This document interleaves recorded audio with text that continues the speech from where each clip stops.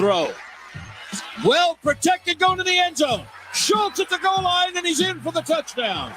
Second down, snap back. Well protected. Now he escapes out to his left. Good block, Tyler Smith. Pumps, throws it in the end zone. Caught, touchdown, Dalton Schultz for the second time tonight. I don't feel too great about this, but let's go. You think they're pulling him offside, maybe? Possibly? Nope, they're going to run a play. 4th and 4, back to throw it out to the left all alone. Caught at the 2, and a walk-in touchdown for CeeDee Lamb.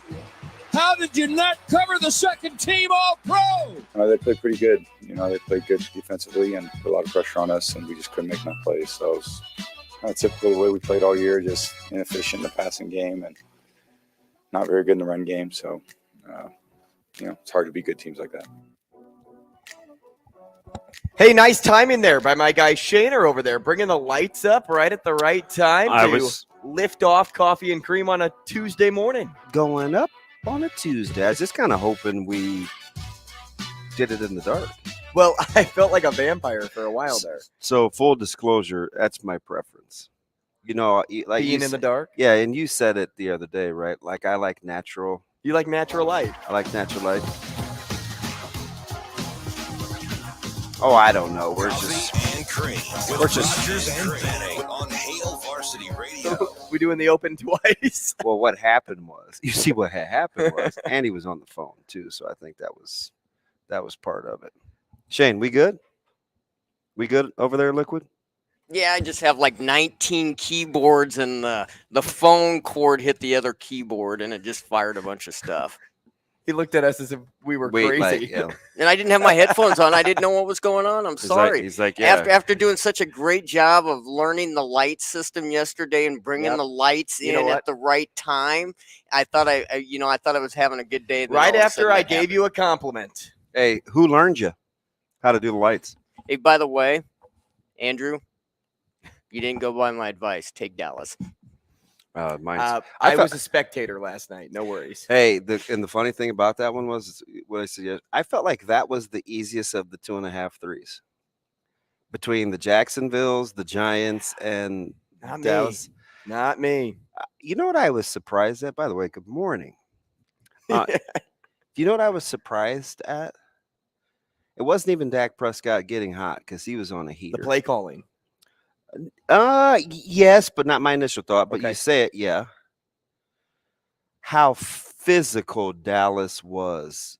They whipped the Buccaneers, whether it was at the point of attack, whether it was in the secondary. There was a time when you heed a certain call. Sorry about that. And Chris Godwin was getting his bell rung. There are people hitting. No. I felt bad. I thought you were just going to sing You're the whole song. too young for Heal the World, but go play that song. It was After like this conglomerate during of break like or after the show. I got yeah, you. play. Well, it's like 38 minutes long because there After are the show, 68 participants, and so you have to it was to help hunger in Africa. Is this like a song that It's called Heal the World. Or Shane, is that it? Was that like a song sang by a bunch Remember of when celebrities? yeah. Okay. No, singers though, not just Right. like Kevin Hart and Dave Chappelle got together. It was like Here singers. comes Dwayne The Rock Johnson. Yeah, it was like Bono and Michael Jackson. Bono? Bono? I thought it was Bono. But... Sunday, Bloody Sunday. No, so I felt I'm a body language guy. I was looking at facial expressions. Guys like Godwin, they were getting cracked. And he would get up and he would grimace. And for whatever the reason, the camera would pan his way over to the sidelines. I was watching Leonard Fournette get smacked. Mm-hmm. One time, Otten he got tackled too. One time, Fournette got tackled, and it was eyes through the thighs, right? Like he drove through. I always like to tell our guys, eyes through the thighs, head up. I feel like I'm teaching. And his leg was kind of in the air. And my man Vander Esch snapped his leg down on the ground. It was like the trash was too heavy when you take it out. So you throw it down any way possible, right? You're just like, oh, I got to get this in the can. And I'm looking at blitz pickup because early, the first half, that was the whole difference. Brady wanted to choke in I'm guessing Leonard Fournette. He couldn't pick up a blitzer to save his life. He was falling at legs. He was missing. And meanwhile, a guy that had struggled like Pollard, which is why he wasn't playing a ton, was fantastic. Zeke and blitz pickup, and you gave Dakota Rain some extra time last night. Boy, he was on a heater. He played well, and he was really good at looking off his defender. Yeah. How about how you knew he was in sync? Changing plays at the line of scrimmage, given the initial formation, because it was the game within the game and advantage. They completely dominated. I just couldn't believe their physicality. I was fudge. I'm like, at one point halfway through the third quarter, I was like, please don't throw Godwin one of those smoke screens again, because he's actually getting smoked. Well, and prayers up for Russell Gage, dude, because that was as scary as all injuries. He had that back injury last week, and you can only guess that when he got hit from behind, when his neck snapped forward, that it just trickled all the way down his spine. How many times did you see Brady throw a ball and turn away from the field? Right? He would throw it, and he was just like, he wasn't trying to stand in there either. It wasn't Tampa's night. And, it's like I said about play calling too, though. Kellen Moore and Dak did such a nice job on his game of mixing up plays that made Tampa's defense look silly. Mm-hmm. They took advantage of them in so many key spots. It's Dallas won a playoff game in what? Or had to win a road playoff game in how many years now? It's their first win in or since 2018, something of that light. But all in all, from start to finish, it was all Dallas. Yeah. And of course, you can look at the score and like the box score tells you that too. But as you talked about, their physical presence right out of the gates, mixed with their ability to perform on offense, opposed to last week, was just a recipe for success and a recipe for disaster for Tampa Bay. Yeah. Amazing Andrew's at it again. Amazing Andrew or Amazing Daniel? Amazing Daniel. But I am amazing. You Andrew. are amazing. I was typing your name. Yeah, let me pull a rabbit out of my hat real fast. So you kind of met him in passing. Mm-hmm. It was only like, 15, 20 minutes when he wasn't eating, holding court.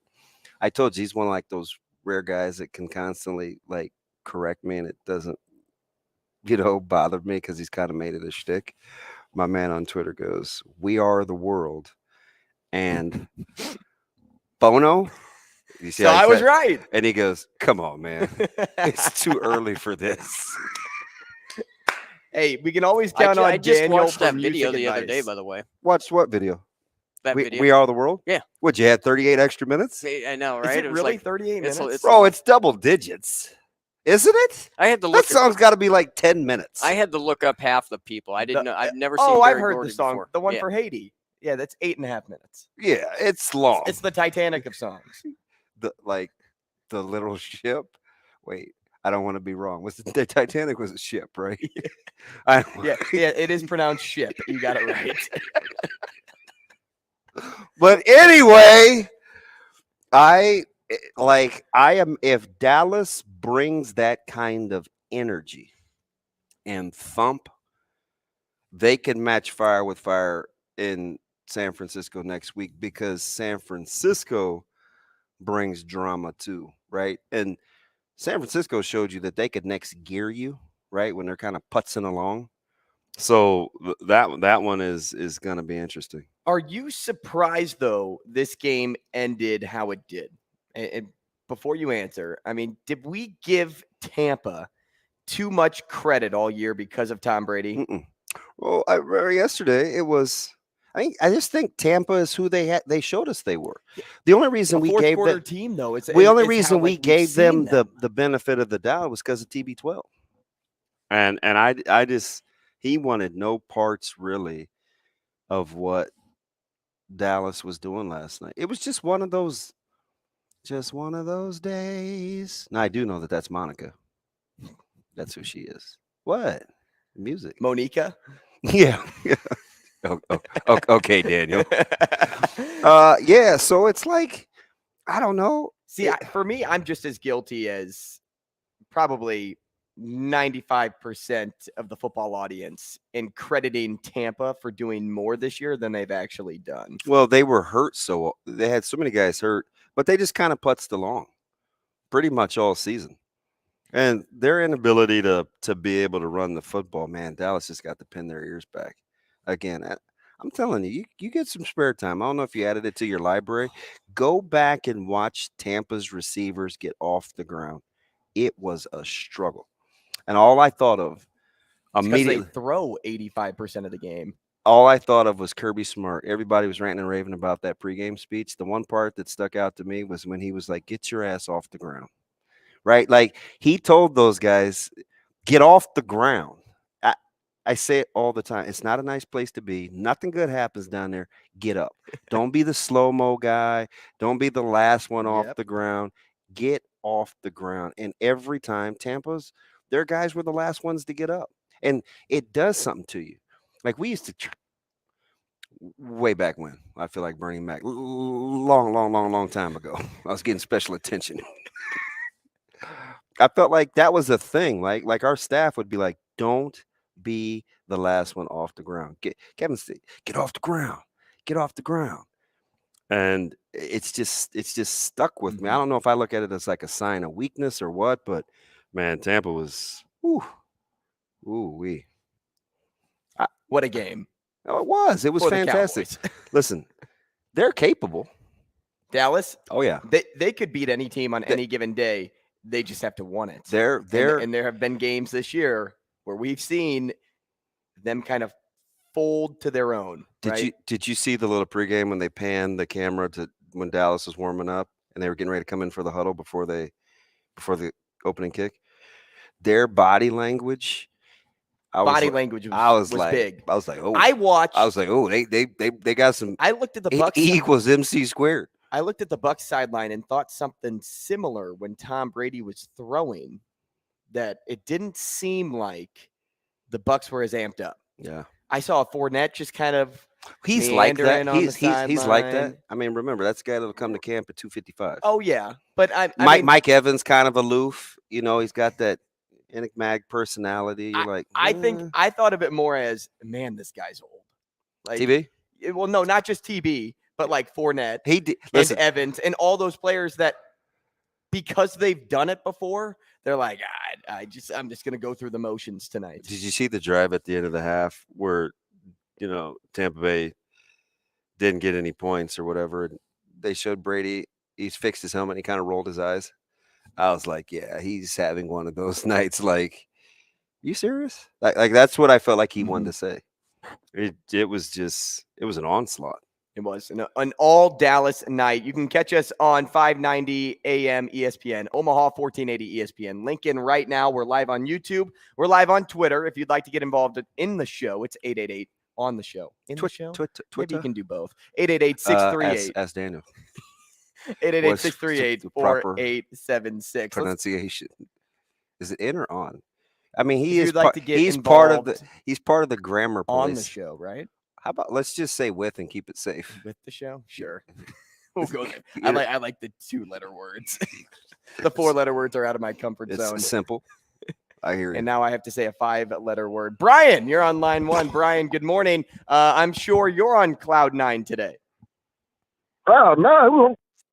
Cloud 10, we out of affirmative right now. Hey, loud and clear this morning. B is coming through crystal clear. Did you sleep last night? I want to pass this on while I'm on the radio, Damon. Yes, sir. I got a couple friends who went for the Bucs. Yeah. Before the game started, I want to say, Buck you. He wanted to root for Levante David. I said, Buck him too. All right. I'm a Cowboy fan to the end. Hey, he wanted to root for Levante because he's a former Nebraska fan. I had to player, so I had to remind him. I said, what about Maher, who couldn't kick an extra point last night? And what about Gifford? Yeah. He played for Nebraska. I had to remind him. He lost his way as a Nebraska fan. But I appreciate that win by the Cowboys I've been waiting for it for how many years now?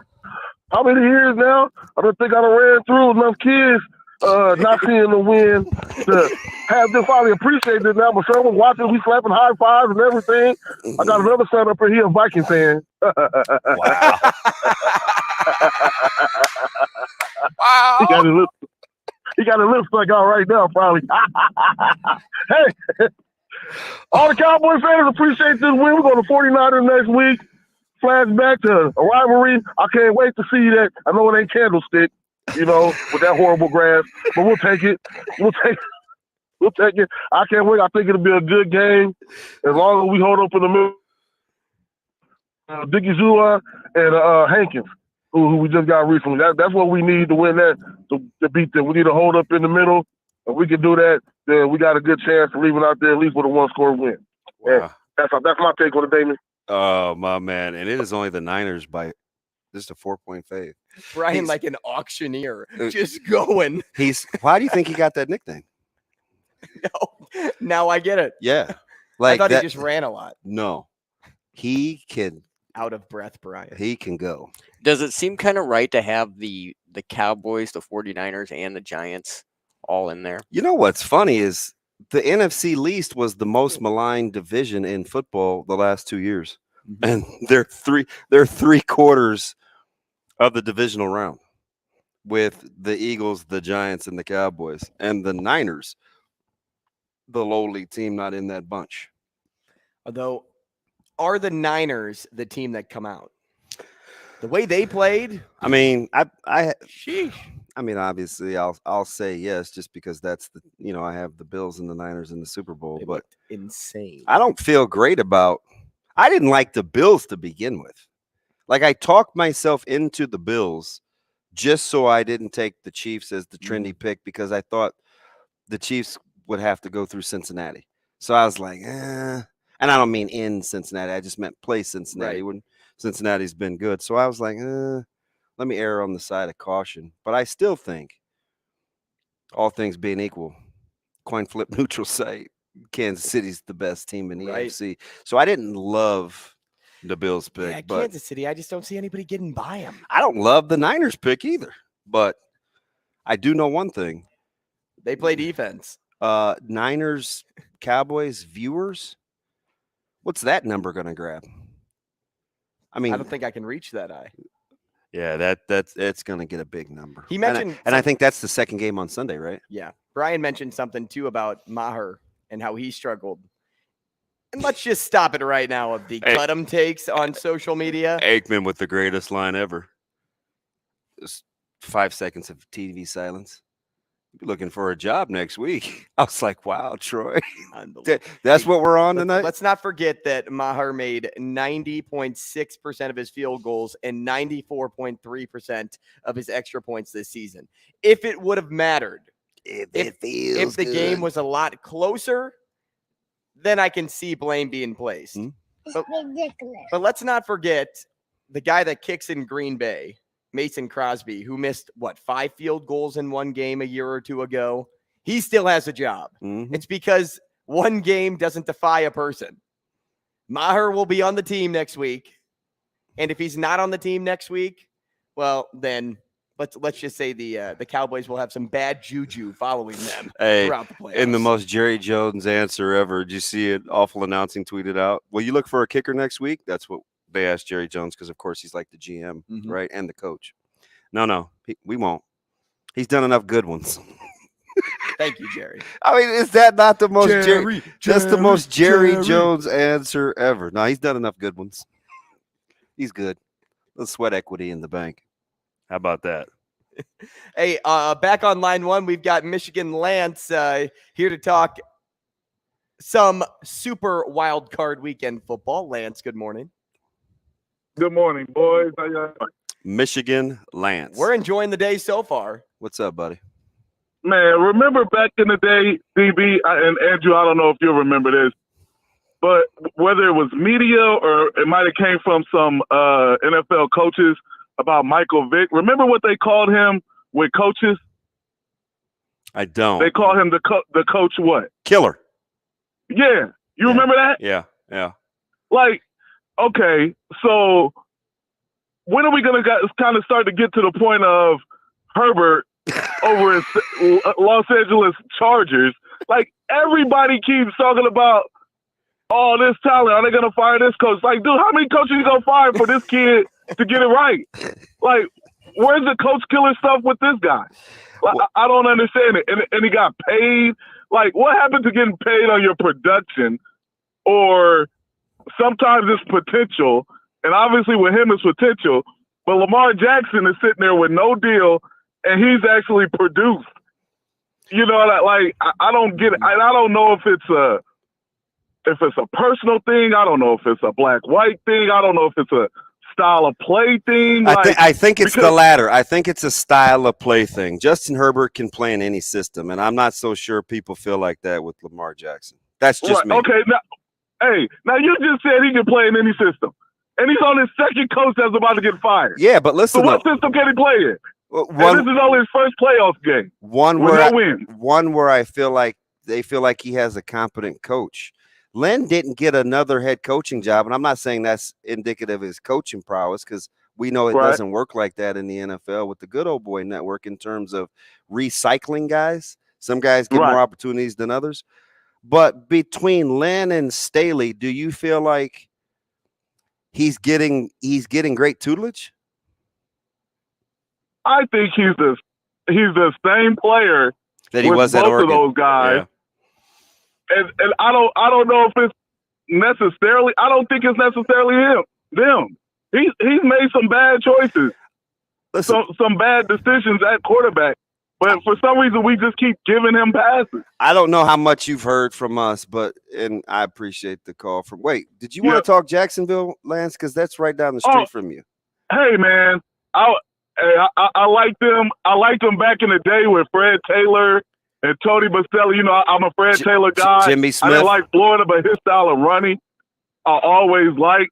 And man, it's good to see them doing well. How about Trevor Lawrence resolve, man? Like people around here talked about, well, he never lost. He never went through any challenges in high school and college. Hey, man, that dude, he grew up. I commend him a lot. Are you going to be wearing Jags gear next time you come visit? Ooh, man, I don't know. I might be. I don't dislike them. You know what I mean? I'm not saying they're my favorite, obviously. Hey, Bears, we looking good. Number 1 pick, Andrew. Real quick. You weirdos. Real quick. How's the fandom down there? Has the city gravitated? Because they don't go to the games. Well, they did this last week.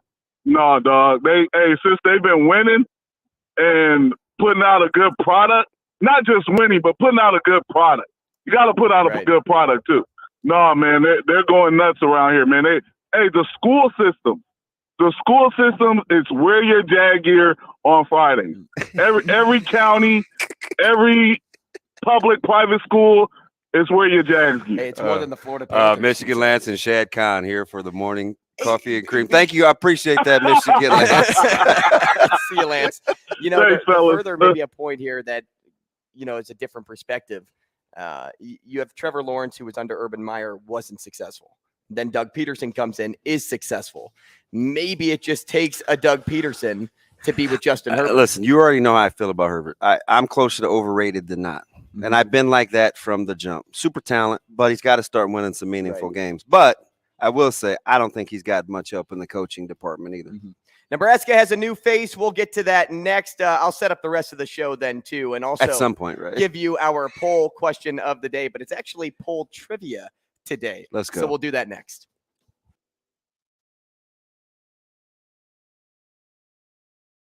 Rogers and Benning will be back in 5 minutes.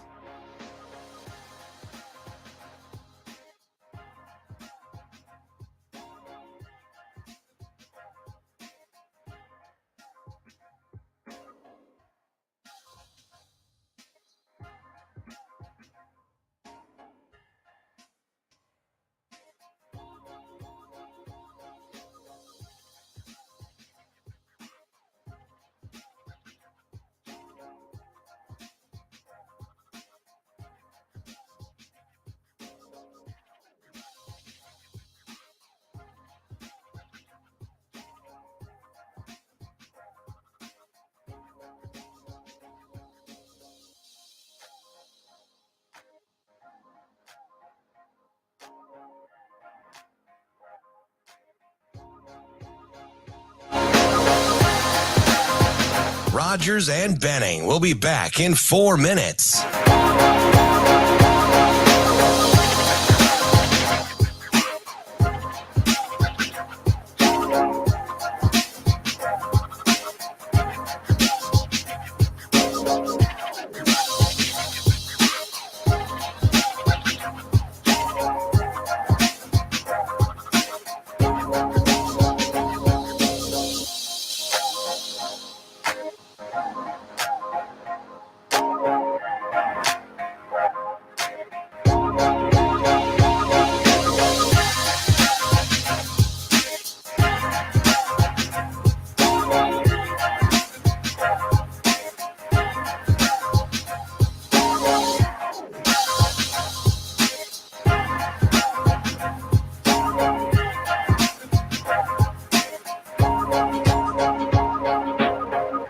Rogers and Benning will be back in 3 minutes.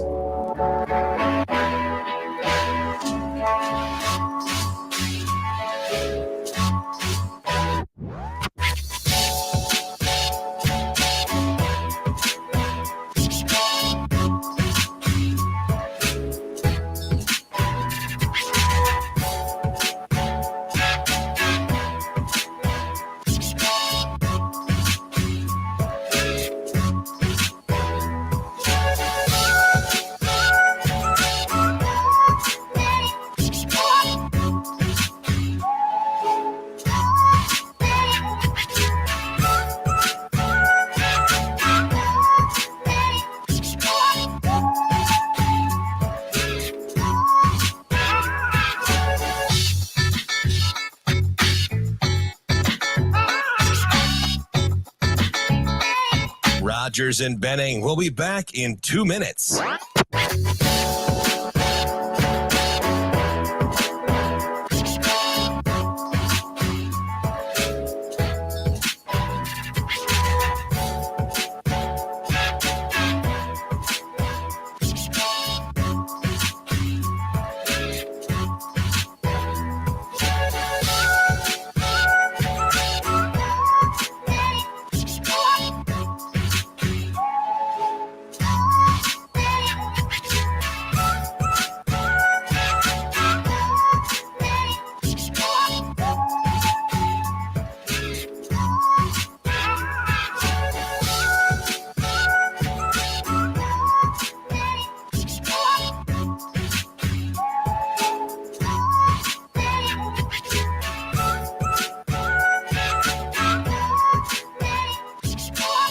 Rogers and Benning will be back in 1 minute.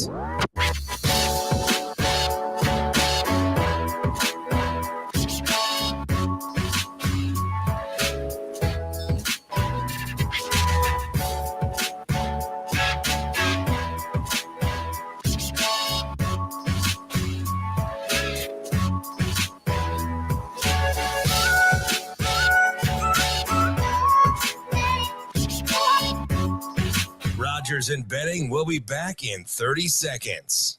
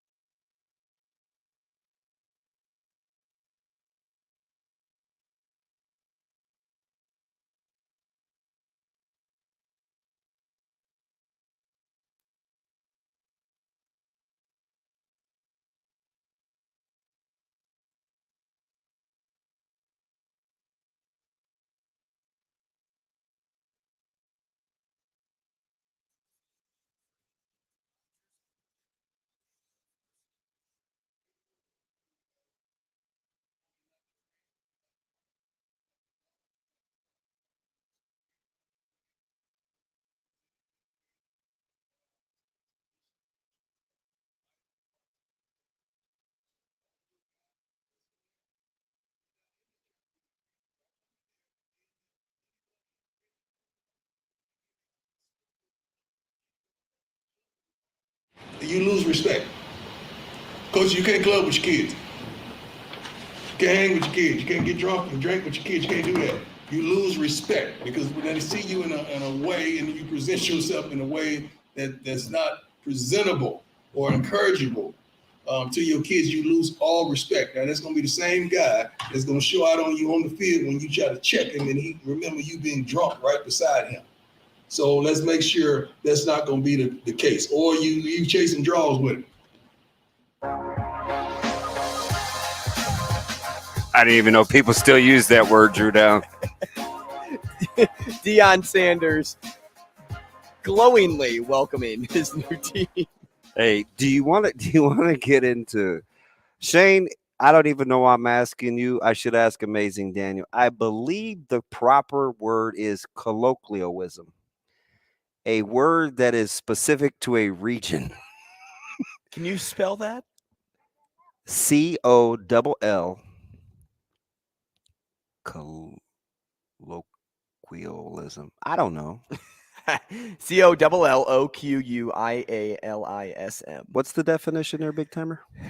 A word or phrase that is not formal or literary, typically one used in ordinary or familiar conversation. Draws. That's like, who says that in 2023? Dion says a lot of things that are, dude, are you cool with out the, of my dictionary? Are you cool with the infomercials that Time gets? It's like he's like Nick Saban already. No, he's Kim K of football. Oh no, because he actually has done tangible positive things. Oh, Kim K's not that?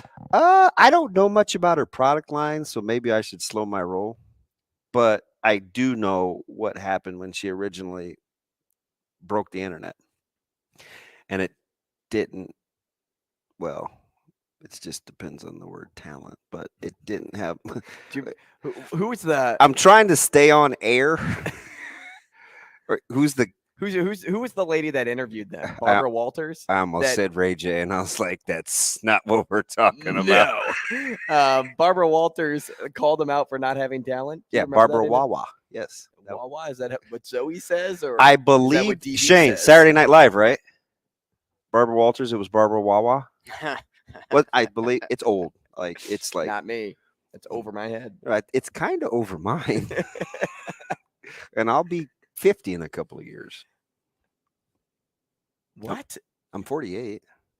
I thought you were 44. And I'll be 49 in March.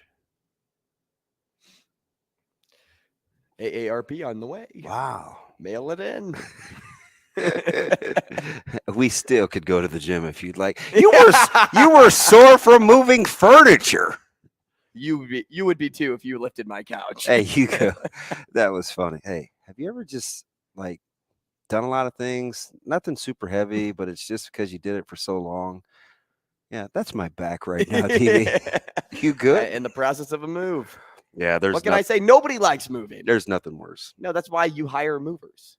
I wouldn't use extremes. I won't say nothing, but there are very few things that are worse than moving. I think if you could get past packing, the moving wouldn't be so bad. Packing is brutal. Packing isn't fun. Yeah. I had to take apart her bed frame, which king size bed frame, and you have to keep track of all the bolts and everything.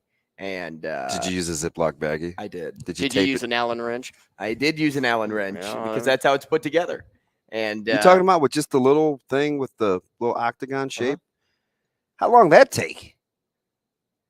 Dude, you used an Allen wrench to take down the whole bed? How long was the first half of the Bills-Dolphins game? Oh, yeah, it's a wrap. I'm like, a little over an hour. That's what you had to do. Like all the bolts on the bed. That's what who had to do. That's what the bed made me do. Every bolt on that bed was courtesy of an Allen wrench screw, I guess. I mean, I don't know. I'm no handy manny, but I can work an Allen wrench. I don't know about the whole had. I don't know about the whole had to thing, right? I think there's only two things I'm guaranteed. That's to stay black and die. Other than that, I'm not so sure. Wait, what? Keep going. That's the only two things I can think of that are inevitable. Oh, are they? Just pointing out the obvious. Well, what else you got? Well, I had to take apart a bed. That's obvious too. Okay, maybe. Anyway, it's a different kind of had. Anyway, yeah. Prime time with infomercials. He is Nick Saban already. That's a good way to put it. Although he does have 2 conference titles to his belt in 2 years, so that's pretty good. Some would say. No, listen. If we hire a first-year coach and he wins 2 titles in 2 years, they may build a statue. So I don't want to undersell the fact that he's 28-9. Okay, let's get that right. Nebraska goes 28-9 in 2 years. We may be on Dodge Street partying. Grease up the polls. Well, yeah, probably at one point because 29, there'll be a signature win in there probably. Yeah, it's pretty good. This coaching staff can do it too, and they are building around new faces to be able to do that. Yeah. And, Matt Rule previously said winning the line of scrimmage is critical to winning the game. Mm-hmm. So when you lose a guy like Walter Rouse, that one stings because it's a big portal get. You're feeling really good for a couple of days. But also remember what he said, too, of we want people that want to play here. Oh, yeah. And that's not what Walter Rouse ultimately wanted at the end of the day. So don't have somebody that, is just going to go through the day. No, you want somebody that wants to go through the day. And that's a guy like MJ Sherman, who they grabbed yesterday. He's somebody that came to Lincoln and was just completely wowed by everything here. Lincoln is underappreciated when it comes to being a sports town. Hey, so did you hear some of the portal guys that came that said that Lincoln was so much different of a city than what they originally thought from an image standpoint? I thought that was interesting. I didn't know that was still a thing. But then I thought about, with the internet. And I feel like if you go to a college town down south, it's different than when you go to a college town north. I also think a lot of it is the portrayal of Nebraska, right? Where we've seen the opens for college game day or games or something, and there's like this flyover, and it's an ag state, so that's 85% of what you see, right? Right.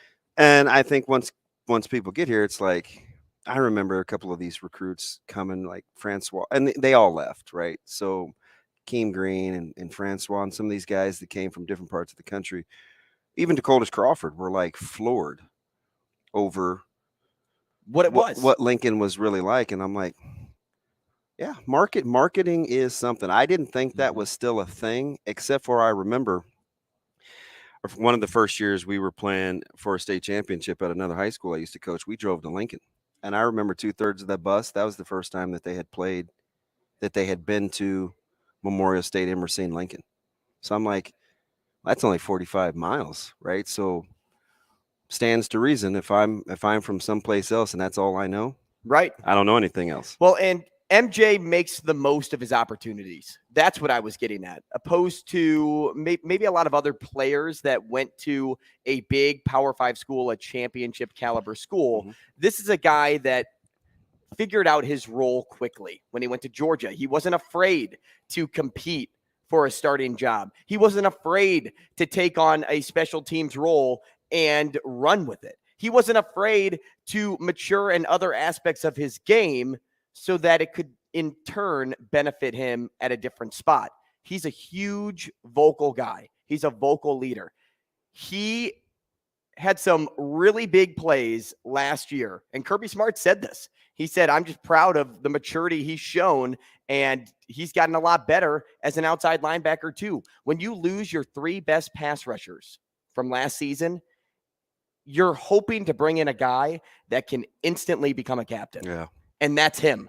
MJ Sherman, don't be shocked if he's a captain next year. Oh, I don't know about that, Drew. Don't be shocked because of his ability to lead. Just if he makes a statement right away with these guys, with these players, with his talent, I would not call me crazy. I would not be shocked. Advantage your opinion since everybody is learning from a blank slate at the same time? I think so. You have a new coaching staff. You have a guy that played for the back-to-back national championship team. I wouldn't be surprised.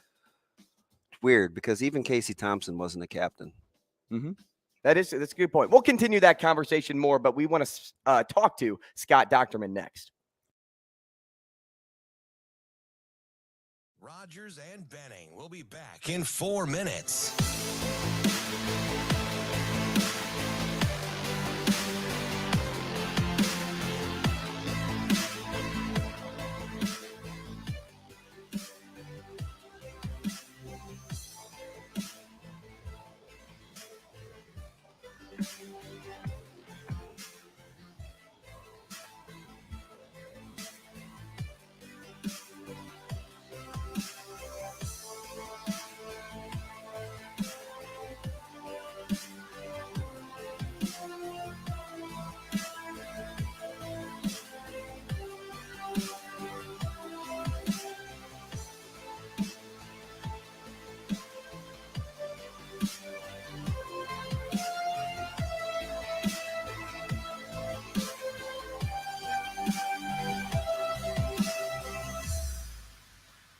Rogers and Benning. We'll be back in 3 minutes.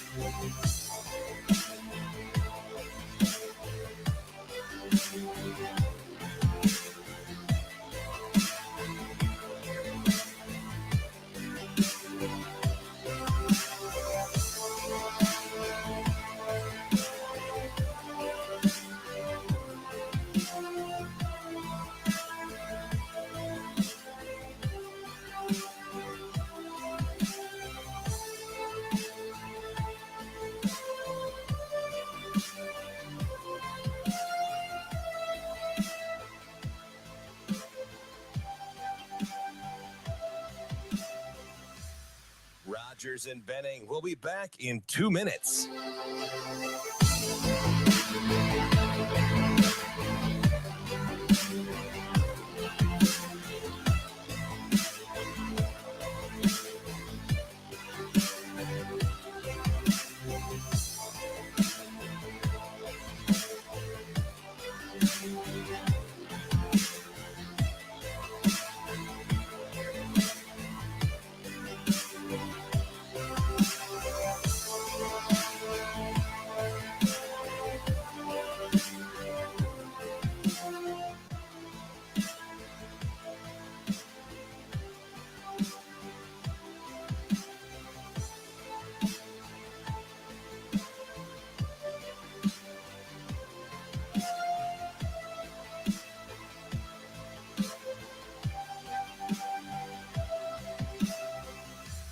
Rogers and Benning. We'll be back in 1 minute.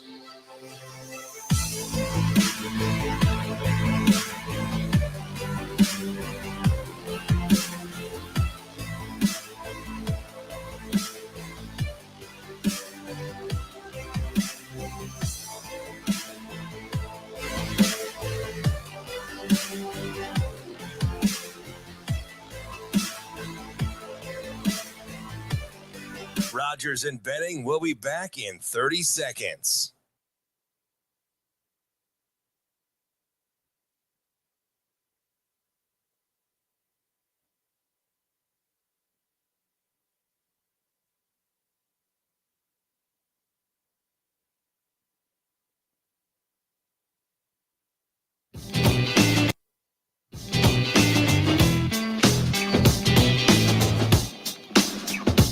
Coffee and Cream with Rogers and Benning on Hail Varsity Radio. It's a straight line drive.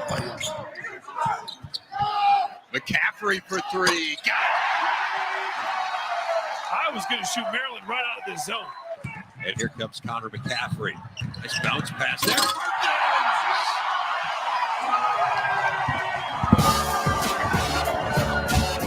Hey, back with you on Coffee and Cream in the Morning on Hail Varsity Radio, powered by Currency, live from the H&H Chevrolet stage at Hail Varsity Club, 590 ESPN Omaha, 1480 ESPN Lincoln, live on Twitter, live on YouTube. We're happy to have you with us. We'll talk to Paul Keels as a part of our Big Ten whip at the 8 o'clock hour. We'll continue talking Nebraska football and then Joel Lorenzi at 8:45. But for now, we want to start with Scott Dochterman. TikTok. He kicks off our Big Ten whip, covers Iowa football for The Athletic. Scott, good morning. Hey, good morning, guys. How are you this morning? Doc, how are you, man? It is always good to hear your voice, man. Hopefully your new year is off to a good start. Yeah, it's not too bad here. I mean, we did have some tornado warnings here yesterday, but nothing came through. So otherwise, everything is just peachy in eastern Iowa. Scott, are you somebody that goes outside and watches the weather, or are you the one that runs to the basement? I'm generally the one that kind of waits just to make sure nothing happens. So, like, there have been so many times in the past where I've been in like an office or something, and here comes the tornado alarm. Well, I'll just wait and see it, wait for it to happen. But when we had the DeRay show here a few years ago, which was just massive, I did come upstairs because I heard a bunch of crackling, and it was my fence going down. So I did watch that one. That's the Midwestern approach right there. Hey, just wait and see. Hey, Doc, before we get too deep into football, let me just skim basketball here real quick. because I know Drew Down is chomping at the bit to ask about McCaffrey. But let me ask you about the ups and downs with this Iowa basketball team. What's the feel about what they're capable of doing versus what we've seen so far this year, kind of being on that roller coaster? I think they're capable of being somewhere between 4 and 8 in the Big Ten. I mean, I think they're an NCAA tournament team based on how they've performed the last 4 games, and they've beaten some pretty good teams in the past. Excuse me, I apologize for that. Bless you.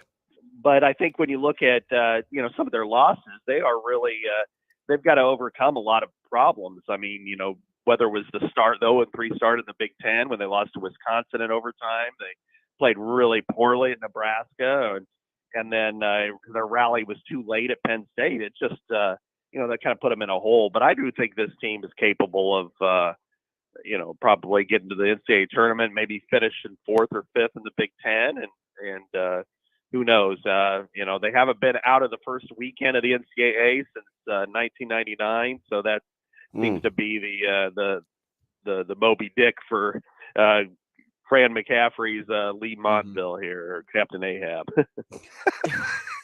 Scott, one of the bigger stories in the program this year has been Patrick McCaffrey leaving and taking that leave of absence to better himself. Have you heard anything from him, how he's doing, if he plans on returning to basketball at some point? Just what's on the McCaffrey trail? He's showed up at every game, and he's been in street clothes or whatever. So he's around the program still. It's just a matter of how he handles the anxiety, which, as we know, is much more difficult than, say, a sprained ankle where you just, okay, I feel good enough, I can go out there and play. But, so it's a mental thing. And he's had so many issues over his life.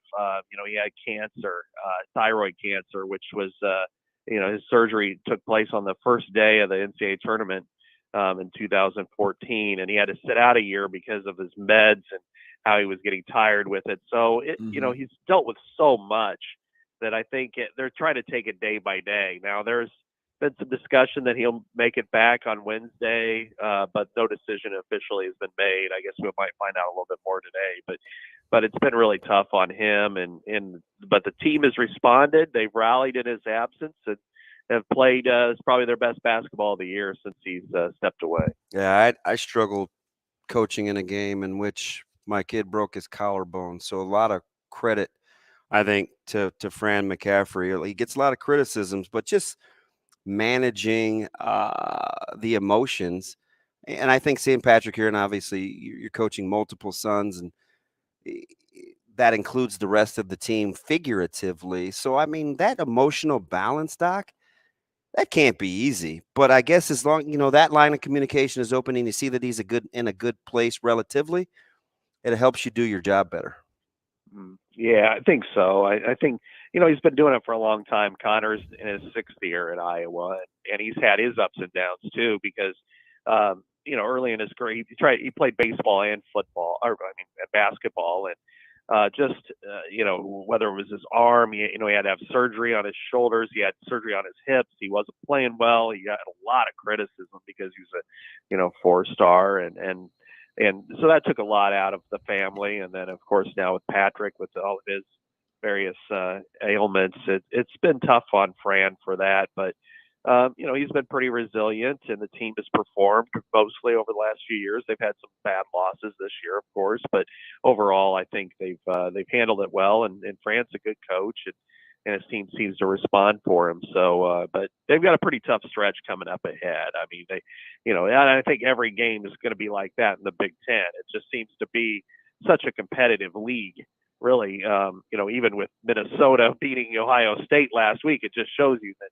anybody can beat anybody. And, playing Northwestern is, kind of the surprise of the league to me. And then after that, they go to Ohio State, Michigan State in succession, and then play Rutgers at home, which has been a very good team. They did beat them on the road, and probably their best game. And then, in early February, they play Illinois. They're kind of their blood rival at home. So, they've got some really tough games coming up. And I think right now if you're Iowa, you just hope to just compete in every one of them. You're going to lose some, and you just hope you end up on the right side on a few others. Scott, changing gears here to take a general look at the Big Ten. And we're speaking with Scott Dochterman at Scott Dochterman on Twitter. He covers Iowa football for The Athletic.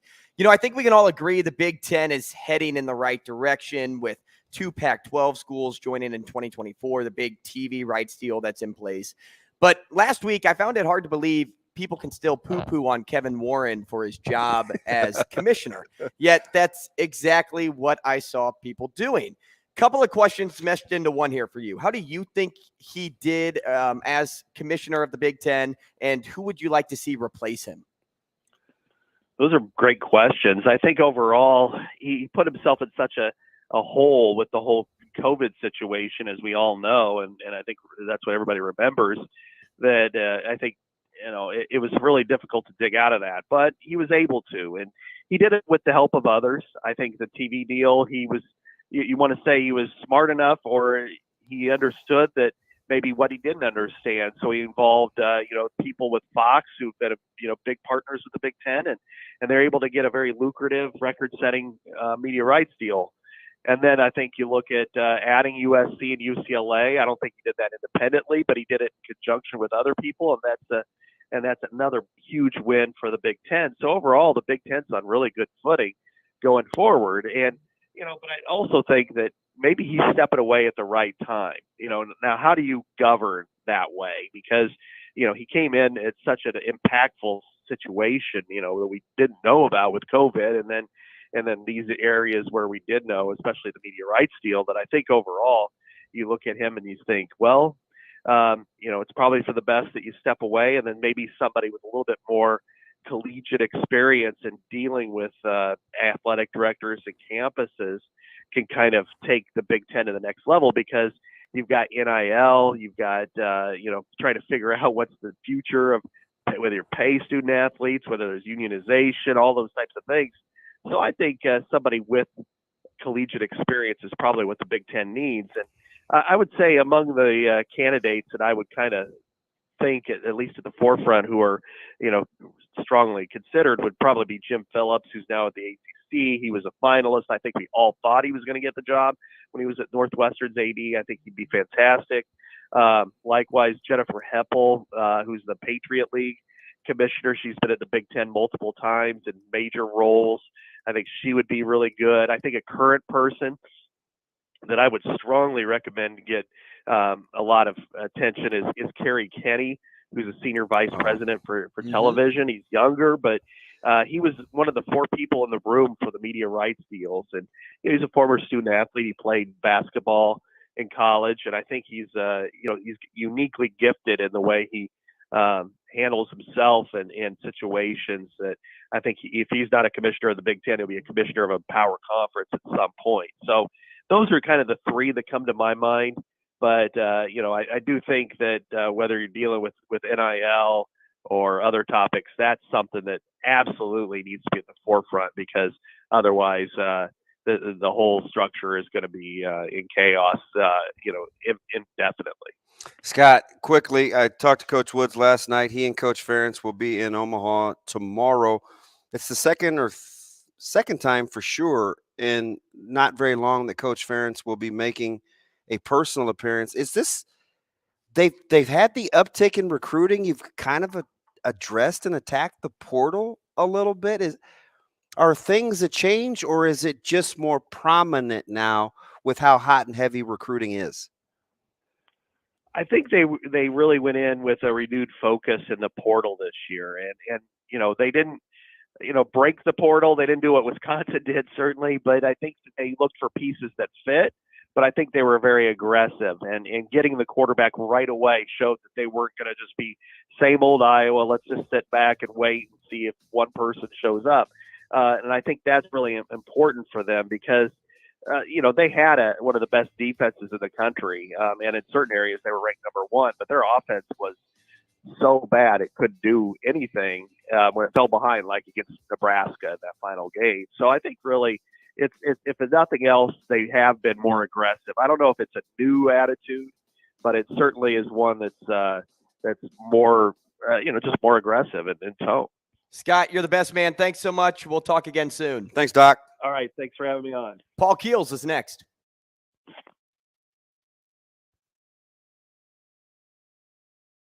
Rogers and Benning will be back in 4 minutes.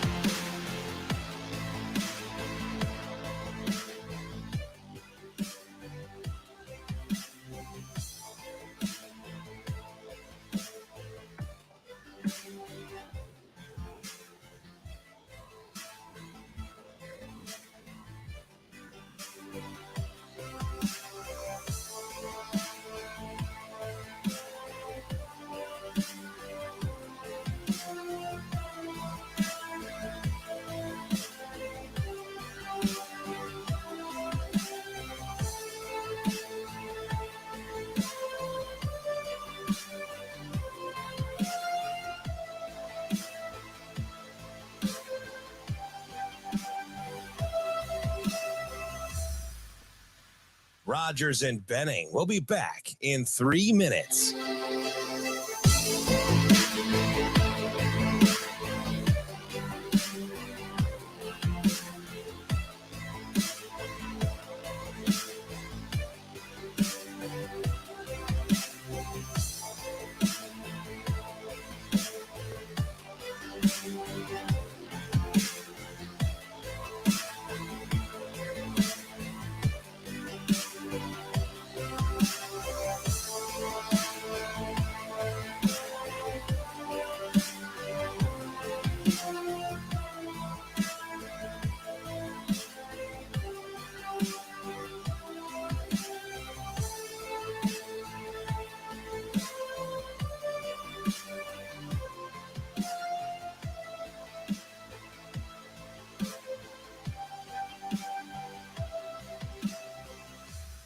Rogers and Benning will be back in 2 minutes.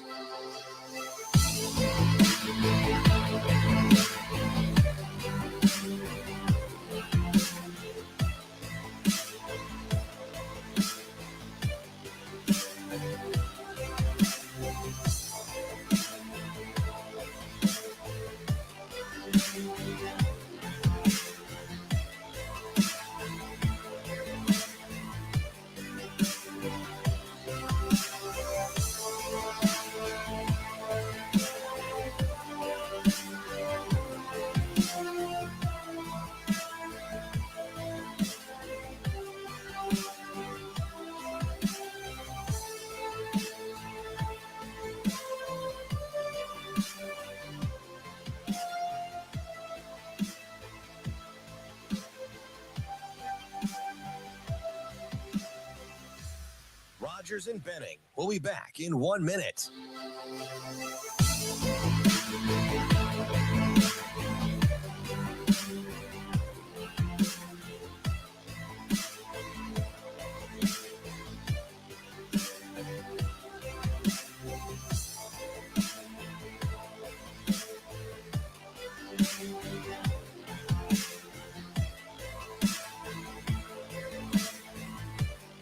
Rogers and Benning will be back in 30 seconds.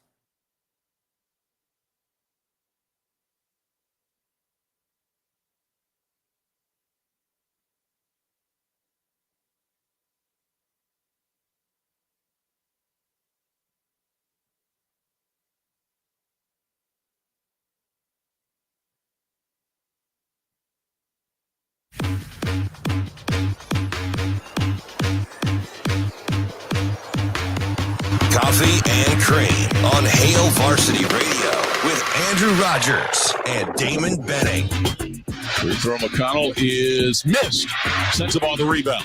Thornton trying to get up the right side. Thornton in trouble. Gets it off Holden. Snaps off a three. High on the right. No! Holden knocks down a three from high on the right to give Ohio State the win. Tanner Holden gets the ball from Thornton as Bruce Thornton almost mishandled it, and he knocks down a game-winning three on the right sideline. Tanner Holden to give the Buckeyes a 67-66 win over Rutgers. How about that? That's the big play-by-play voice of the Ohio State men's basketball team and Ohio State football team, Paul Keels, who's with the show right now. It's Coffee and Cream in the Morning on Hail Varsity Radio, powered by Currency. Alongside Damon Benning, Andrew Rogers, it's the top of the hour, and we are happy to welcome in Paul now. Paul, good morning. Good morning, guys. How you doing? There's that booming voice. PK, good morning, man. Good to talk to you. My pleasure. Glad to do it, guys. And I wish that shot was Sunday's game at Rutgers rather than December's win in Columbus. Paul, listen, I'll get to Minnesota in a second, but are you surprised with Pikel? Like, all of a sudden, not all of a sudden, last couple of years, Piscataway has kind of been the house of horrors for a couple of Big Ten basketball teams. That has become a difficult place to play. Well, for those who've not been there, they seat 8,000. It's an old college field house type of place. It's a little dark and dank. But now the job that Steve Pikel has done is one of the best in college basketball. When you think about how bad Rutgers was when he took over, Eddie Jordan's last year, they were truly a pathetic basketball program. He has done a phenomenal job, brought in international recruits, got kids from the state of New Jersey, and they play in-your-face, very aggressive physical defense. It's like a dental visit when you play against Rutgers, and it is surprising, but when you see how consistent it's been, think about the pandemic year. Had the NCAA tournament gone on, Rutgers would have been a single-digit seed going into the tournament. How well they were playing at that point. They're trying for what would be the first time in school history to get to the tournament for a third year in a row. So it's been a phenomenal job. Right now, you'd have to say he might be the front runner for Big Ten Coach of the Year this year. Paul, go back to your team here. After falling to Purdue by just 2 points nearly 2 weeks ago, the Buckeyes have struggled to find their stride. I mean, what can you attribute this losing stretch to? Well, part of it was injury. They lost Zed Key not even 4 minutes into the Purdue game, but still had a chance to win it. Didn't play with him in a game against Maryland that they had a chance to win. And one of the things I think you've seen is just a lack of execution at crucial moments on offense. They're a team with the talent they have. They've shown the ability to be a very good offensive team, but you throw in those games, you throw in Sunday's game at Rutgers, you throw in an overtime loss in New York to North Carolina. They just haven't been able to make the crucial plays when they've needed to. The Minnesota game was probably their biggest offensive struggle during the course of a season. And, Rutgers kind of does that to people, but Ohio State did it to Rutgers. They played some pretty good defense for most of the game to keep that close. Ohio State's like everybody. It's not anything that's unique to the Buckeyes. A lot of newcomers. They're really relying on a lot of very talented freshmen, but guys that have had to learn how difficult it is to play in the Big Ten game after game against tough competition. So, and I know with Okpora going, with what that matchup and Sensabaugh coming off the bench, I listened to part of that radio show from Chris Holtman, and I don't think there's a level. He came across as a guy that didn't do it for a sense of panic, but it seemed to be thoughtful. How did you look at it, bringing Sensabaugh off the bench? Well, there was a couple of things that go into that. First off, it was because of the matchup, they wanted to really get Isaac Likely in there just for defense. He's a guy with Okpora, right? So far shown well, and Okpora more than anything. The concern was Zed Key with his shoulder injury to try and shrink some of his minutes a little bit. And Okpara really has been a guy that, as a freshman, has shown the ability at times to play some pretty good defense. But, Cliff Amore is a tough matchup for anybody. I think I heard one of the BTN TV announcers refer to him as the human pogo stick, the way he gets off the floor. So, and then the thing with Sensabaugh coming off the bench, because he had started, I think it was the previous 8 or 9 before that, just to get a little bit of a spark coming off of it. And the thing that we never know, guys, is what's going on in practice. Is somebody maybe practicing better than someone else or not practicing as well as they had? But certainly what Sensabaugh did coming off the bench gave them a lift with Tanner Holden as well. So it'll be interesting to see then Wednesday night at Nebraska what he does with the starting lineup. But as you guys know, too, a lot of it's not about how they start. It's who's on the floor late in the game when it's a crucial point in time. How's Thornton's wrist? I mean, that's got to be part of it. As you've talked about health, you said it almost in the opening statement, trying to get healthy, which may make it easier to look at. Not all 4 games with losses are created equally. Rutgers was the only game in which you're relatively healthy. How's Thornton? Well, that's what we'll find out. We have not seen the team on the floor since the game Sunday. The anticipation is that it would be better.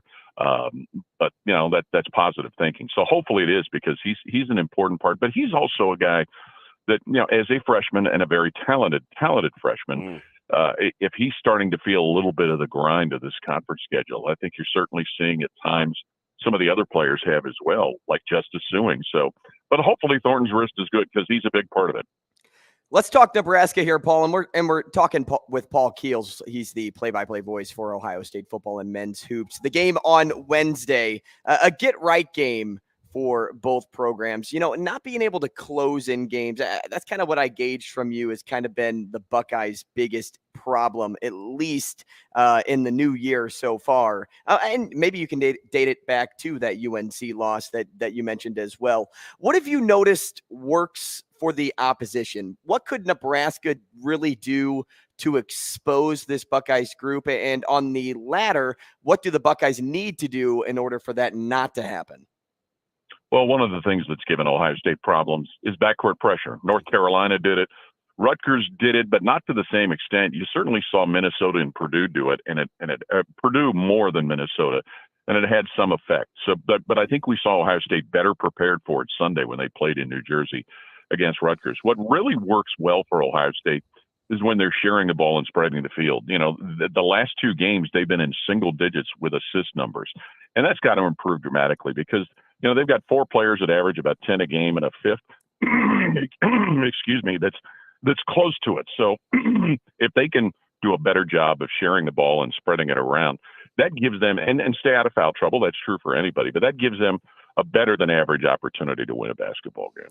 Paul, let's get you out of here on this, because we've tried to do this for 3 weeks, and it's been even crazier since we first started trying to cap Big Ten basketball. And there were only 2 teams that we felt good about knowing their style of play. Actually 3 if you count Iowa, offense versus defense. But it was Indiana with the 2 bigs, but they've had injury problems. No Xavier Johnson, Trace Jackson Davis, on. And Purdue. Everybody else has kind of been streaky. When's the last time you remember being in the middle of January and feeling like you don't really have a good handle on the Big Ten outside of a team or 2? Man, you might have to go back to 2002, which was before Nebraska was in the league, when there were 4 teams that shared the championship in the regular season. Right now it's easy to say that Purdue looks like they're head and shoulders above everybody. Michigan State has probably played better, with the exception of their loss Friday night at Illinois. But, Purdue has just got so many weapons, and not just Zach Edey. And he's difficult, because how do you prepare for that? How do you practice for 7'4", 300 pounds, and a guy that can pass out of the post and makes most of his free throws? Their freshman guards are incredible shooters. They've got depth when you think about a guy like Mason Gillis coming off the bench and playing the way he does. You can't forget about Caleb First, who's 6'10", and can be a dominant factor underneath. But, in my mind right now, and I have not seen Iowa yet. They come to Columbus on Saturday, and I know they're playing some pretty good basketball too, despite the fact that they're without Patrick McCaffrey. But right now, just looking at it briefly, it looks like it's Purdue and everybody else. But here's the other thing, and Chris Holtman talked about it on his radio show yesterday. Yeah, there's a lot of time left, and that's what people say when, they're trying to get right. But there's nobody undefeated in the league right now. So I think that tells you something. It tells you, when you think about going into tough places to play, the challenge that's there. And Ohio State knows that Wednesday, that'll be a feisty crowd in Lincoln, like it always is. So, but right now, I'd say, guys, it's Purdue and then everybody else. Paul, you're the best, man. We appreciate your time. Hopefully we can talk again soon. Thanks, Paul. My pleasure. Glad to do it, guys. Appreciate you. That is Paul Keels, play-by-play voice for Ohio State football and men's basketball. Do you want a cool voice when you grew up? I'm telling you, right when he, I'd like a cool voice. And here's an example, an analogy for those at home. If DB came to you and said, "This is the best risotto you are ever going to taste. You have to go to this restaurant to get it." And you go to that restaurant, you would hope it lives up to what DB's saying. So in the break, DB goes, "You're going to love his voice. He's got the deepest, the play-by-play voice doesn't just come out during games. It's every day with this guy." So my expectation was set like pretty high for Paul to have a really nice play-by-play voice. And right when he talked, I don't know if anybody else could hear my reaction. I was like, Whoa. That's kind of it's what we aspire to do, right? It's Right. like, well, that's why we aren't Paul Keels. yeah. We didn't even get it. He's one of what, 5 guys that we have like that? Eli Gold being one of them. Yeah. I mean, touchdown, Alabama. Just with that voice. Right. And my man Will Tiemann. He got it. Man, well, yeah. Everybody has their unique voice, but Paul has the traditional play-by-play. He's fantastic. We didn't even get a chance to ask him about CJ Stroud. I wanted to, but basketball just kind of started taking over there, and with the local game coming up too. What do you think took so long? Maybe he was busy. Before he made his announcement. I don't know. It's a foregone conclusion, right? Yeah, for me, I don't know what he was thinking. Did he maybe have desire to win a national championship before he left? So I wonder, because sometimes people think it's a lot easier than it really is. Oh man, just go make your money. But sometimes people enjoy the college and experience. nowadays you can make money in college opposed to before CJ Stroud got there. You're absolutely right. He may have had more money staying at Ohio State if an NIL deal came onto the table than he would on his rookie contract. I remember when Grant Wistrom and Jason Peters said that they were coming back. I mean, it was a game changer. Now they ended up winning a national championship. Right. Like everybody was hype over it, but it was like, wait, well, what? CJ Stroud comes back. You're coming back? Mm-hmm. If he came back, you have a good shot at winning next year. Oh yeah, a really good shot because Bama's going to have a new quarterback. So is Georgia. Caleb Williams will return, so you'll have to face. People off there, will put USC preseason top 5, but they still got to get stops. They got to figure it out defensively. And they retained Alex Grinch, who I think made me cringe a little bit. Not like John Calipari cringe interview, but timely. Grinch is kind of like, I like analogies. Grinch, Alex Grinch's defensive coordinating prowess reminds me a little bit of Justin Herbert.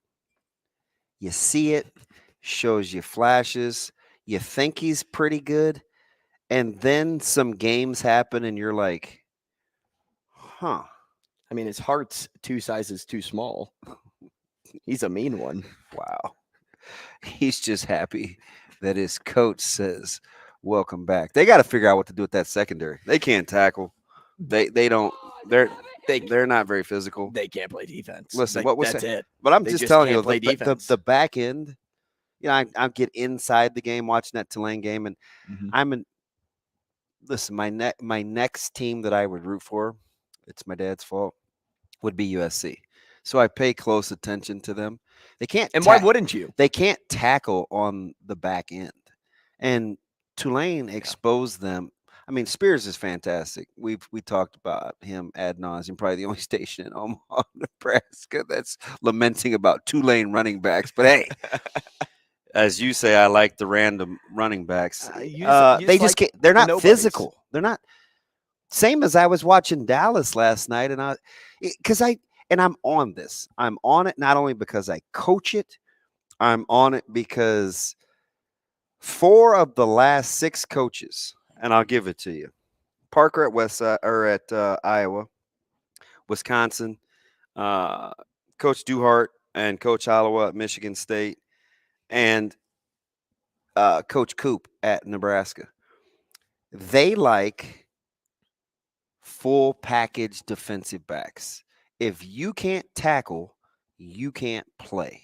It's not just about getting in court coverage, quarters or palms or whatever you play, 3 deep, shell.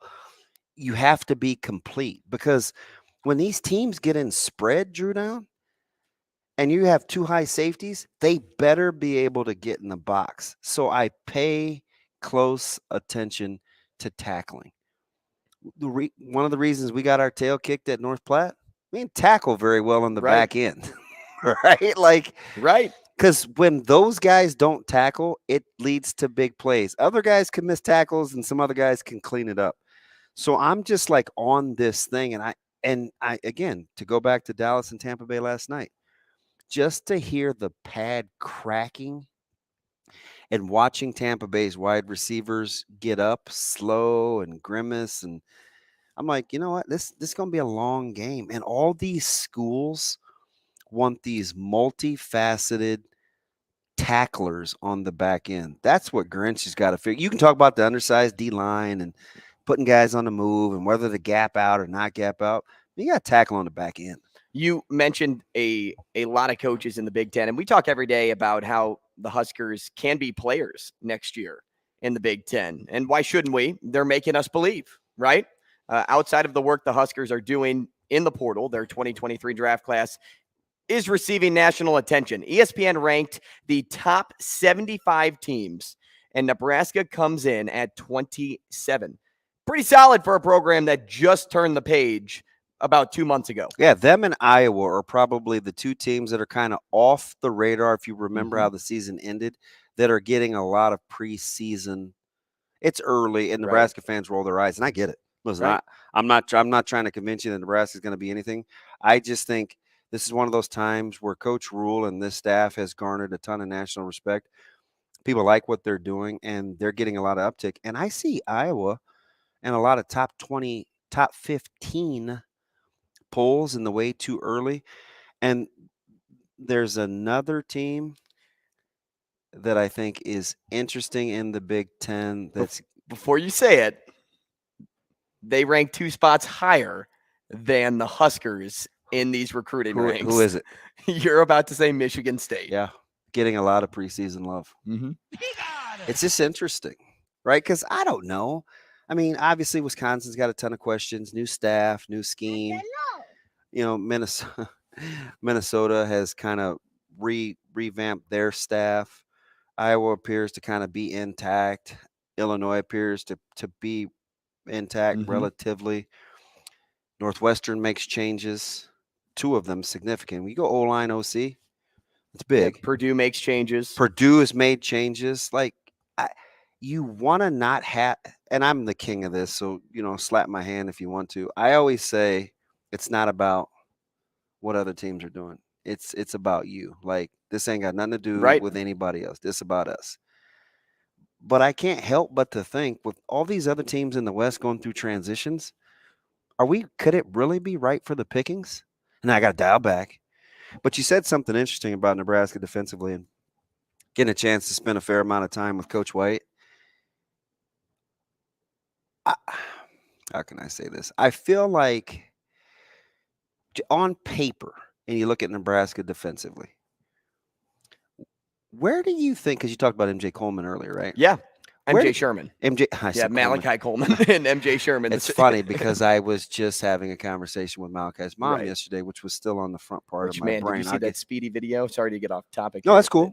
I'm cool video of him running one-on-one with the USC 5-star receiver. So I told you the position that is of the gravest concern to me. Do you remember what that position was defensively? Line. They call them edge guys, right? They only had a couple of edge guys coming back. I think you said D-line, right?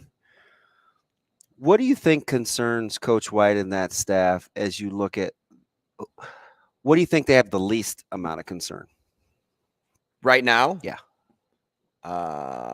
Pass rushing now that they got Sherman.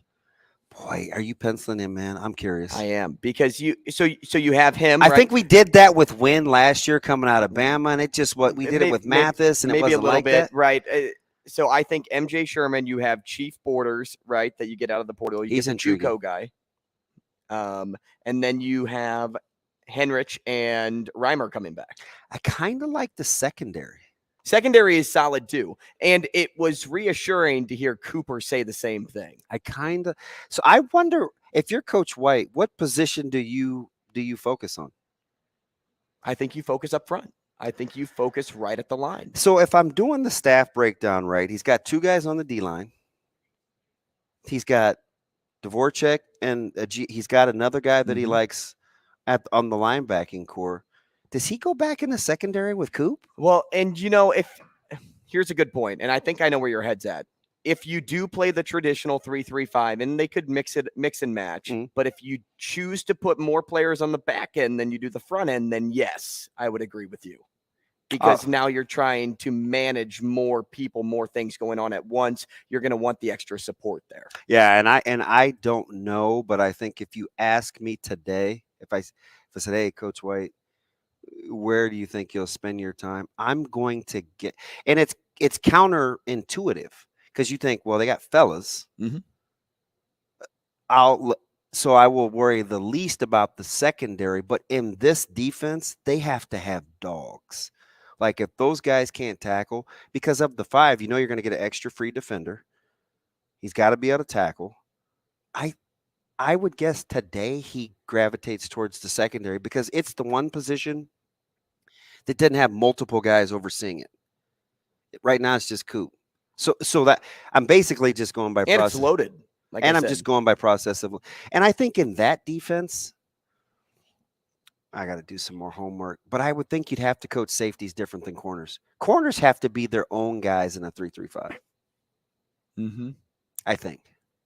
I mean, I'm watching TC. I watch a lot of these guys that play those odd, and it's like that for us, right? And we're just in high school and not near as complex. But the safeties coach and the corners coach are different. So do you think that is in regards to it? Say, for example, you're playing Michigan, right? McCarthy's throwing the ball over the top. Are you saying because when you load more people on the back end in regards to corners, that you want to coach the safeties to fill those like play over the top and things like that? Yes, because it's about run fits. Right. Yes. Okay. That's absolutely why I want, because those guys have to be able to fit in the run game to give yourselves a chance to be physical. Because if you're kind of on the move as a defense and you gap guys out like you're displaced and you're always going to have a free rusher, you just have to figure out where they're coming from as an offense. The back end has to be able to fit in the run game. You may have convinced me, because you don't need a lot of help up front. All you do is need to fill it with the guys that you want. And as I'm looking at the staff, he's got a couple of guys on D-line already. Right. And T. Knighton has got a ton of experience coaching D-line.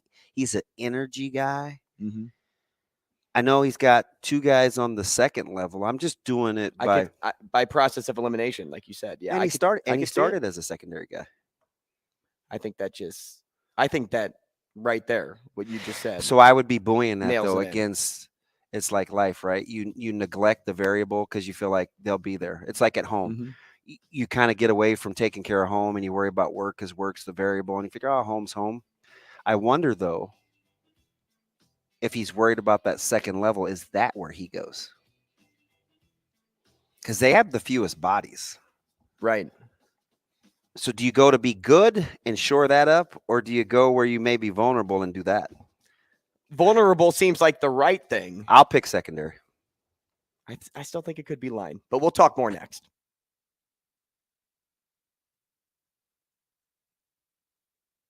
Rogers and Benning will be back in 5 minutes.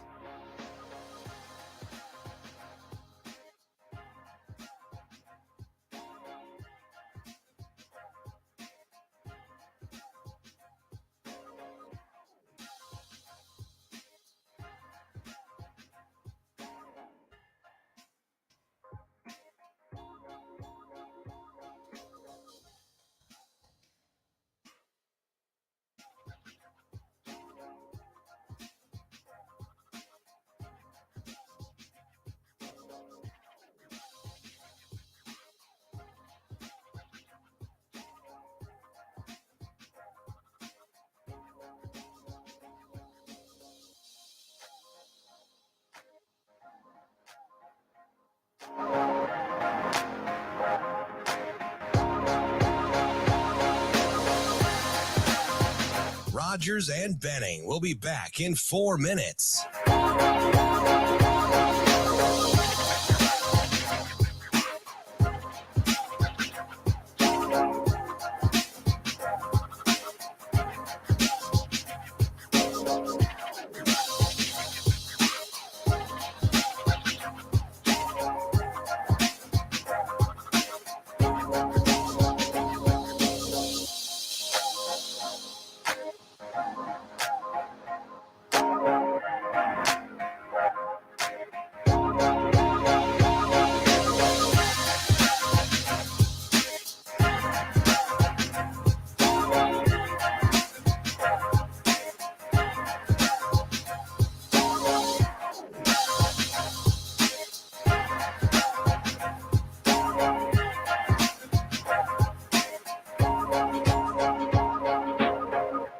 Rogers and Benning will be back in 3 minutes.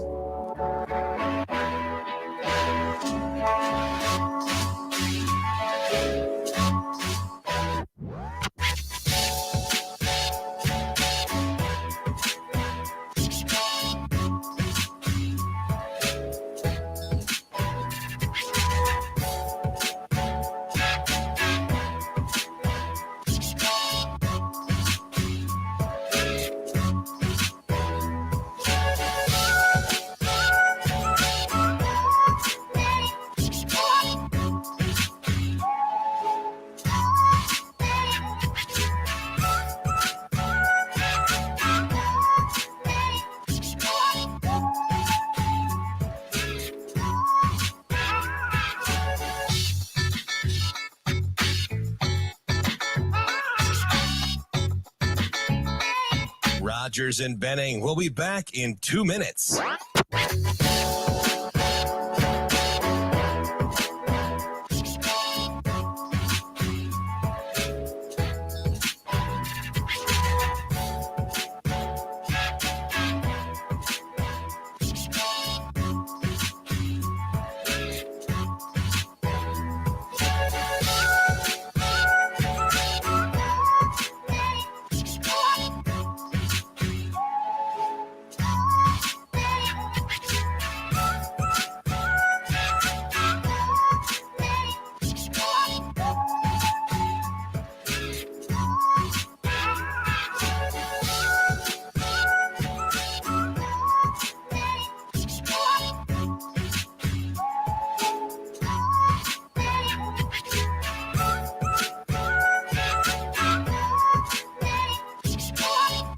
Rogers and Benning will be back in 1 minute.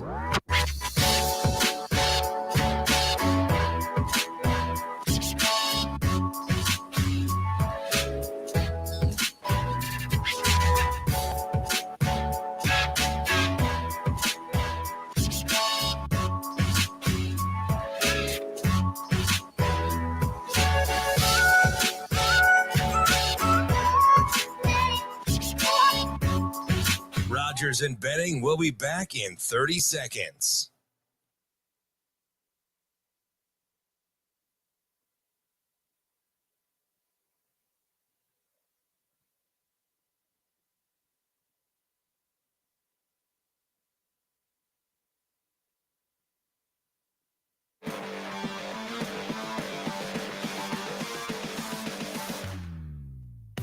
Coffee and Cream with Rogers and Benning on Hail Varsity Radio.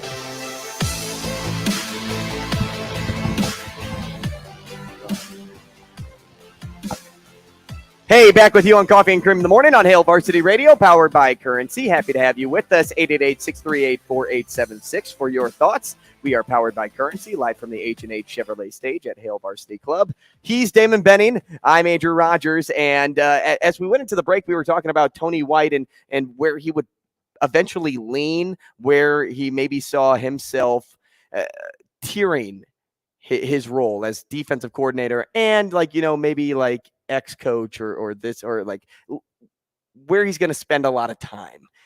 You said secondary. And I said, well, right as we went into break, and of course we ran out of time. But as we went into the break, I said, well, think about what he did at Syracuse last year. They stopped the run. Yes, they did. So putting emphasis on the defensive line, I felt was huge. And you said, yeah. So it's Friday. I corralled him. Coach Lamanji and I, we just had him like hemmed up. And I was like, hey, and I'm not trying to be that guy. And I prefaced it. Because college coaches, sometimes they look at this high school guys, they're like, oh, really, bro? Like, do you really want to talk scheme? Really? You an X's and O's guy now, right? You kind of get the eye roll. And so I prefaced it. I said, hey, not trying to get too much into schematics, but because I'm always trying to get some ideas, right? Free defender. What do I do with our hangers? If I got two guys that can play the same position, because you know most people don't have any idea how much I get into actual scheme, right? Like I like, and you don't put yourself on a totem pole and think you're the best. So I so I didn't want to, you know, you're a learner. And plus he's only been in there 30 minutes, and I don't want to be that dude, right? Like because it's not. but you take advantage of your opportunity to talk. Right, because it's not supposed to be about me. Mhm. But hey, while I have you, let's see what I can learn. Let me ask you something. So I prefaced the whole thing by saying, you don't have to get to X's and O's. We don't need to talk one gap, two gap, odd, even, any of that. We just talked about general concepts. And he said, the way that I feel, and he looked dead at me, which is why I think he's pretty serious, because he changed tenor. He said, where I'm from and the way that I like to coach, it's a culture and it's a mindset. We will talk toughness and stopping the run. He told an amazing story of what was happening during the pandemic at Syracuse, and I almost fell out of my chair because it was a lot of what was going on at Nebraska because it was during the whole George Floyd deal, player empowerment. There were it was literally 6 degrees of separation. And I didn't even say anything about Nebraska. At that point, I'm just a listener. And he said, when we came back in that off season and I could meet with the guys more, and I sits up in his seat. So I sit up in my seat because he went from this kind of jovial storyteller to being serious about his craft, getting to meet with the guys, establishing a culture. He spoke my language. He said, speaking it into existence. We want to stop the run and we want to play with toughness. Then he said, you may throw for 400 yards, but you're not running the football on us. So my only real scheme question was a follow-up in terms, okay, so why is that? And he said, generally speaking, and then we went into it. And I was just like, well, too bad my kid left to go back to class, but it's kind of tailor-made for him. It's like, I'm just keeping it 100, man. I'm a super straight shooter, but that's little did you know, Caleb was right next to you the whole time, but you were just so engrossed in the story. Hurrdat, I'm sitting on the edge of my chair. You're right. And so, I walked him out. So it was another 15 minutes in the parking lot. I'm just like, I got to stop, man.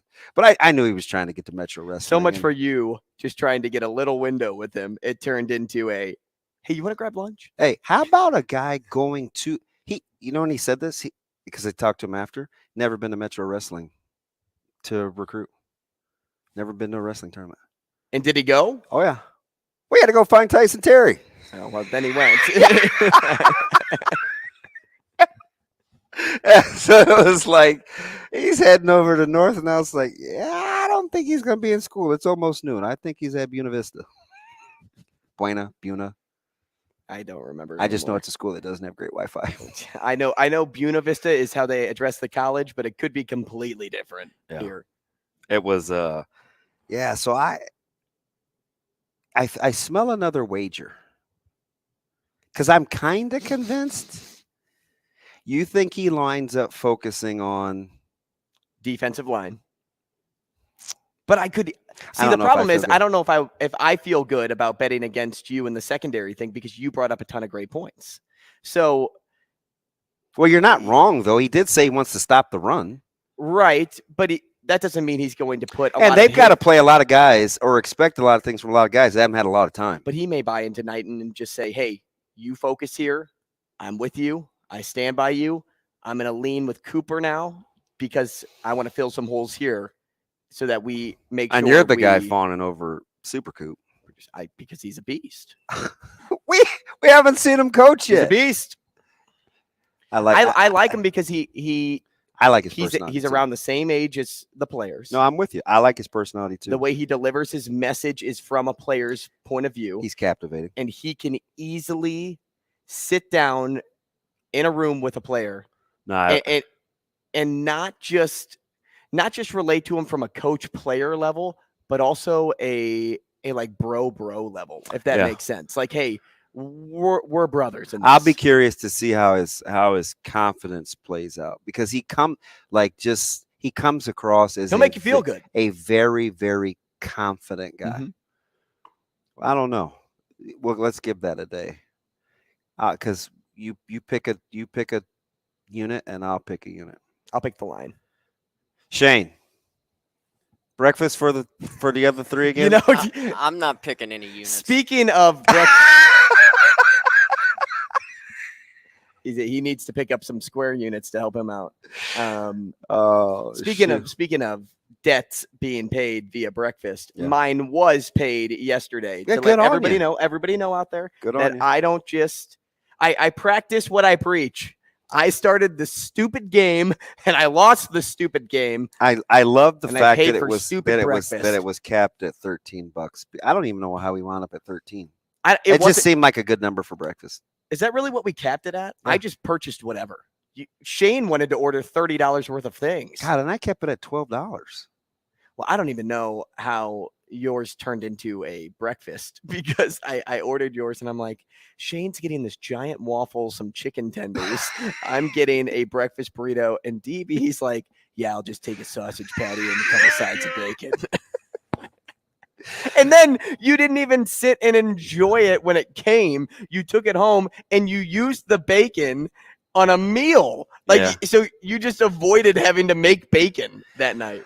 Yeah, and I kind of stumbled into it. I ate the sausage patty cold while I was in the kitchen cutting up the chicken. But have you ever made anything? Well, you have because of the pizza, right? But I've made things before that. I thought this meal, I got it off TikTok. Oh, in regards to making things maybe that aren't very I got good the recipe afterward. off TikTok, right? It's like, these cubed potatoes, you crisp them up, you dice up some chicken, you mix in some, you have a binder, it's one pot, chicken and kind of hash brown, cheese, crumbled bacon. It looked like it was going to be fantastic. Chicken was great. I'll take it. Skillet, I'm like, all right. Kobe Jack cheese shredded. Man, listen. Highly, highly, highly disappointed. And you know what it is? Have you ever had that thing that you have a taste of what it should taste like and it doesn't? Mm-hmm.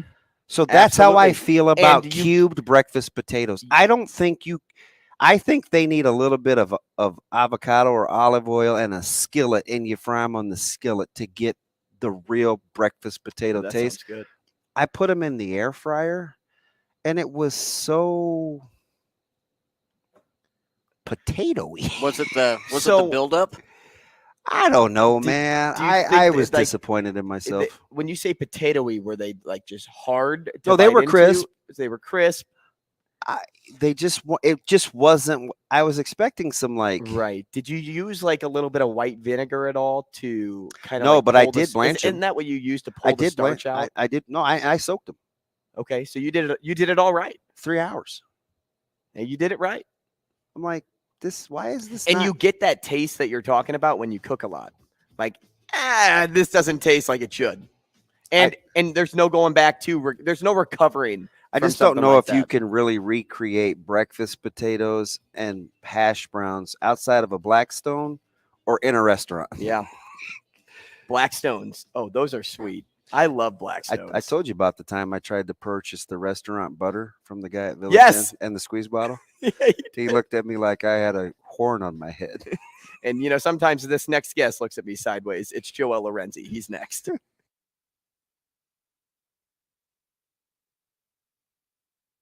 Rogers and Benning will be back in 4 minutes.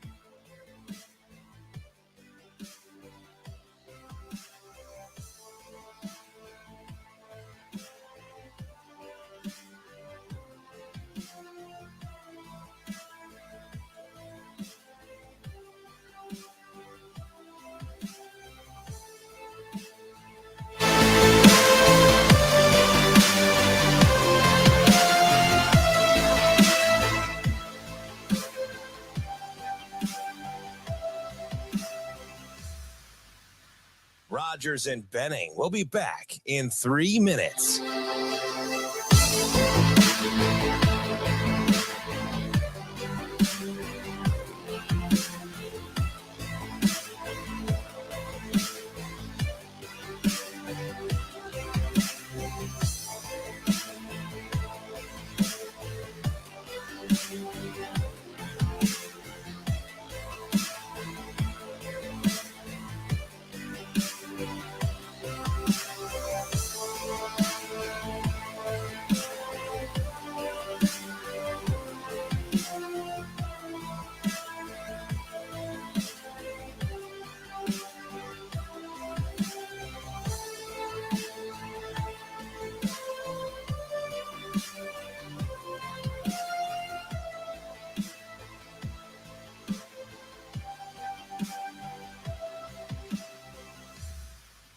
Rogers and Benning will be back in 2 minutes.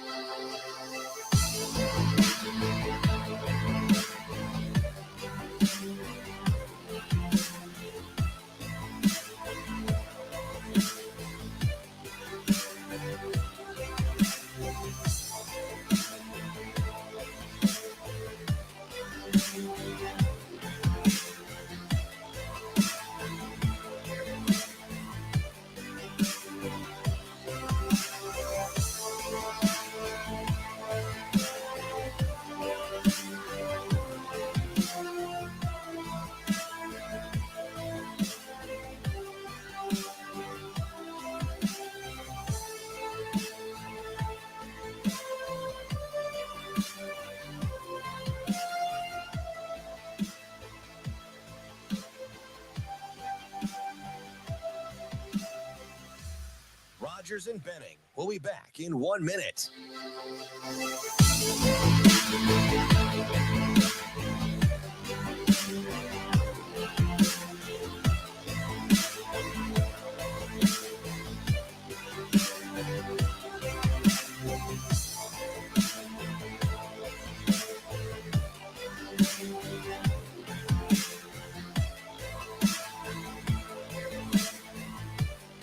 Rogers and Benning will be back in 30 seconds.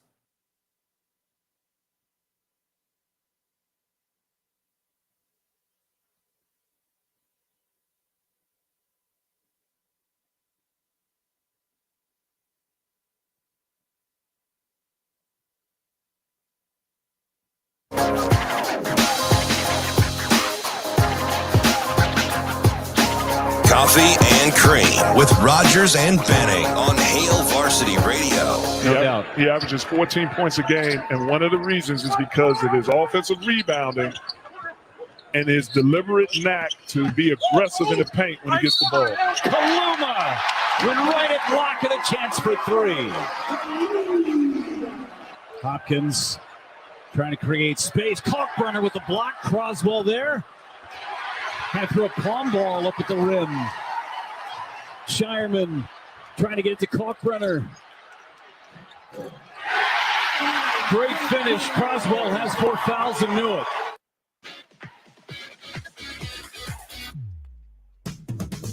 Hey, back with you on Coffee and Cream in the Morning on Hale Varsity Radio, powered by Currency. He's Damon Benning. I'm Andrew Rogers. We are live from the H&H Chevrolet stage at Hale Varsity Club. The show powered by Currency, 590 AM, ESPN Omaha, 1480 ESPN Lincoln, live on Twitter, live on YouTube to get involved in the show, 888-638-4876. Calling that number right now is our friend Joel Lorenzi, Creighton beat writer for the Omaha World-Herald. Joel, good morning.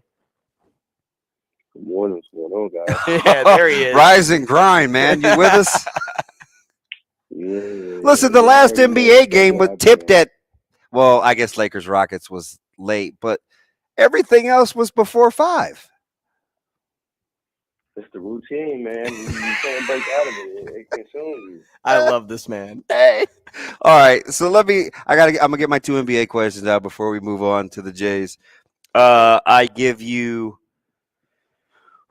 Lakers, Suns, Thunder.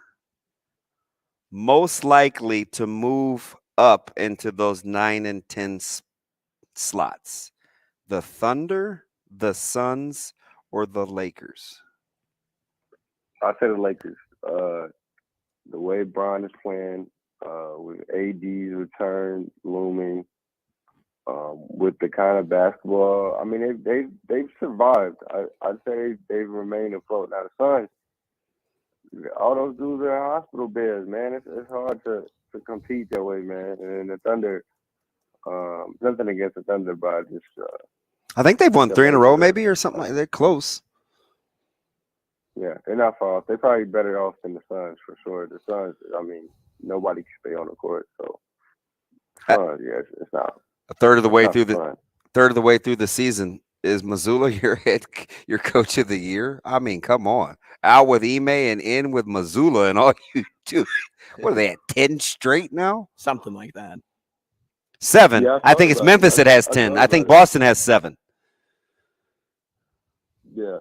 I thought about it because with the way they were talking, when Missoula was inserted, it was like, it could have easily been messed up, or they could have screwed up what they had going on, but they looked just as good as last year or the end of last year. So yeah, he's definitely probably the favorite right now. You all in or all out on? Probably up there too. You all in or all out on Memphis? Man, I'm not one of those Memphis guys, bro. I think they could do decent, but I'm not a Ja fan, man. I'm not gonna lie. And I think they could win a playoff series or two, but I don't think they're a final team. Not this year. Is it his efficiency or what? You want him to be a better shooter? I think it just comes down to when the team is game planning for you, when the game slows down, when the defense intensifies. I think there are teams that can beat them. I think the Nuggets are better than them. The Warriors obviously haven't had the year that they wanted to have. A lot of that has to do with Steph being out and the young guys trying to figure things out. But I think the Warriors are still a team that a lot of teams in the playoffs want to shy away from, especially if they're healthy. And frankly, I mean, you saw the Warriors beat the Grizzlies on, what was that, Christmas without Steph. So, hey, who do you think could benefit most, Joel, from a trade before February 9th? I'm curious. I'm asking an NBA question. Hey, how about that? Probably the Raptors. I know the Raptors. They've been in rumors most about making a big splash at the deadline, and their experiment was cool. Getting a bunch of switchy dudes and seeing how well it would work, and they just haven't gotten over the hump without another, crazy shot maker. Someone to help Fred on that front. So I don't know if it's time to completely blow it up, but they definitely got to make a move to get over the hump. Hey, let's go the direction of Creighton now, Joel. As they take on Butler tonight, another Big East game for this group. But they're in good shape right now, I would say, especially after getting the win against Providence, a game that they didn't shoot the three very well, but something that we drew more attention to over anything else was the fact that Kalkbrenner is still not finding his way into the double-digit field goal category. How much emphasis should Creighton start putting on Kalkbrenner in games, because he's just so hard to defend most times? Yeah, I think with Kalkbrenner, his buckets, like when he scores, it's not like Sanogo, right? Like they're not force-feeding him down low. He's not, making his living down, one-on-one opportunities around the basket, like assessing the defense and, constantly pounding the ball down there. Like a lot of it is, is somebody doubling one of the guards and then see open for the lob, stuff like that, stuff the defense gives you. And so I think in recent games, this defense is focused on him more. It's been easier for, like the last two games, I think Baylor Shireman has flipped the switch. Oh, yeah. He's been their go-to guy. And so it's just been easier to, maybe play through him at times than try to force feed Kalkbrenner. So I don't think I think you take what the defense gives you, and if it's working and the shots falling for Shireman, then why not? But with Kalkbrenner, I think you just gotta feed him when, like, you can't force feed him. You gotta feed him when the defense allows it. Joel, when there's last handful of games, right? And I get it. It's bigger than one guy, and it's not just on Nembhard. But when I talk to the fan base, Nembhard gets a little bit of more criticism than most, and maybe that just comes with being the PG, right? But when you look at the last couple of games and how well Alexander played as the primary ball handler without Ryan last year, is it natural for the fan base to make those kinds of comparisons, or is it just to end the moment and let it play out? Obviously, there's a lot of season to play left, but the criticism is understandable. I think you look at last year, and maybe not overachieved, but maybe he might have set the standards a little too high because that was a team that, their starting unit didn't have as much talent. And so you saw a lot of nights Nembhard was being depended on as a shot maker sometimes, and he doesn't have the same pressure this year. But people expected him to make a jump from last year. They expected all the sophomores to make a jump from last year. And I say Kaluma's turned the corner, and Trey has looked good for the most part. But Nembhard is at the bottom of the ladder on that front. And all the criticism is understandable. I mean, he's not shooting well. You've seen in recent games, like he'll miss the stuff that seemed easy earlier in the season, short range floaters. He'll miss a read here and there. So I think part of it is he's in a funk, especially in the past couple of weeks. But yeah, man, like teams are going under on him because he hasn't proved that he'll make them pay. Like there are things that aren't trending his way. So Creighton needs more from him for sure, and not just as a scorer when he's called upon, but they need that reliability that he's known for with the ball in his hands. I thought at UConn, his turnovers were crucial, man. Hey, Joel, thanks so much for joining us today. We appreciate your time. We'll talk again next week. Joel, that's deep, buddy. Appreciate you. Sorry, see y'all soon. Hey, see you, man. That is Joel Lorenzi at JX Lorenzi on Twitter. They don't utilize him enough. Who's they? Creighton? The paper. Oh, the paper. No, I'm serious. Creighton, he's at every game. No, yeah, he does great work. And he's interesting. Great work. He's interesting. Well, and he also doesn't think like somebody that has been doing it for a long period of time. He's a young guy, and he brings a new, fresh perspective. I like how he makes me think. Yeah. Before we close the show today, I want to take this moment to tell you about Dingman's. Dingman's has been in the business for over 25 years in Omaha. You know what's funny? Last night I had a dream that I crashed my car. And I'm like, I got to take it to Dingman. Swear I had that dream. I wouldn't say in my dream I thought about taking it to Dingman's, but in the morning I was like, I could have taken my car to Dingman's if I actually crashed my car. That's Dingman's Collisions Center. Family-owned, family-run local business. They invest in the latest technology to stay up to date with the ever-evolving technology of what cars are today. They work on all makes and models, 4 locations throughout the metro area. And you know what's really cool about Dingman's is the fact that they give back. They have this give back program where they shine light on great organizations here in the local area. They've worked with nonprofits like the Boys and Girls Club of the Midlands. They've worked with food banks, Saving Grace, Perishable Food Rescue, Abide, tons of things. They roll as a family army, man. They're a community. And they let the customer choose what they would like to donate to, but then Dingman's does the donating. That's the coolest thing any company in town does. Shano? I'm all about Dingman's. Thanks for joining us today. We'll see you tomorrow.